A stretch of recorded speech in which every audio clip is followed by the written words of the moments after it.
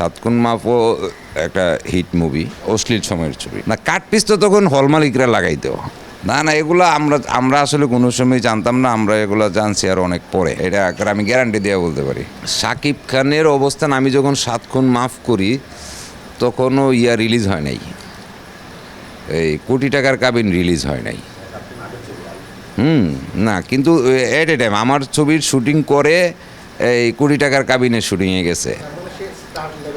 না না না, এখানে একটা মজার ঘটনা আছে। এখানে আমার ছবির শিডিউল দেওয়া ছিল, আমি যেই মাসে শুটিং করতেছি পরবর্তী মাসের 5 তারিখ পর্যন্ত।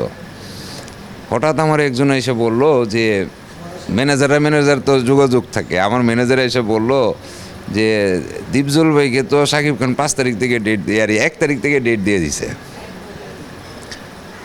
এখন দীপজল ভাইয়ের শুটিং তো না করে পারবো না, আপনার শুটিং না করে তো চলে যাইব। আমি তখন সাকিবকে ডাকতে বললাম যে সাকিব, কি শুনলাম? আচ্ছা ভাই, আপনি কাজ করতে থাকেন না। আমার ওই ছবিতে আমিন খানও ছিল হিরো, তো এফডিসিতে সেট পড়ছিল এই যে এই সামনেই, এই 1 নম্বরে মেকআপ রুম ছিল। তখন সাকিব খান, মানে আমি বলছি যে আমি কিন্তু তোমার ছাড়ুম না, দীপজল ভাইয়ের সাথে কিন্তু তুমি তো চিনো না, আমাদের সাথে কিন্তু প্রচণ্ড সম্পর্ক ভালো। আমি যদি দীপজল ভাইকে বলি যে এই ডেটটা কিন্তু আমার, তাইলে কিন্তু দীপজল ভাই দোষটা তোমারই দিবে।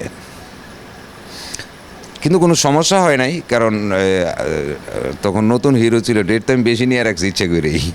নতুন হিরোরা তো বেশি বেশি ডেট দিত। তো যাই হোক, পরবর্তীতে আমার এর আগেই ছবির শুটিং শেষ হয়ে গেছে। সাত খুন মাফও একটা হিট মুভি, মানে সাকিবের পরে অনেকগুলো হিট মুভি পাইছে আর কি। না না, সাকিবা না, সাত খুন মাপের নায়িকা ছিল 2 হিরো, তো নদী ছিল। আমিন খানের সাথে নায়িকাটা 2-1টা ছবি করছে, ভুলে গেছি তোর নামটা, মনিকা না কি যেন ছিল, সাকিবা না মনিকা হইতে পারে। অশ্লীল সময়ের ছবি।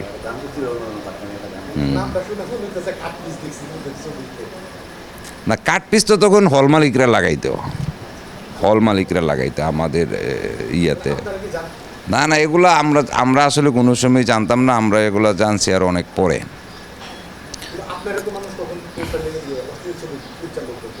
না না না না না, আমার সঙ্গে কোনো সময় বলে না। আপনি একটা ইতিহাস দেখাইতে পারবেন না, কোনো পেপারের নিউজ দেখাইতে পারবেন না, কোনো নিউজ দেখাইতে পারবেন না আমাকে অশ্লীল ছবির ডাইরেক্টর বলছে। এটা আমি গ্যারান্টি দিয়ে বলতে পারি।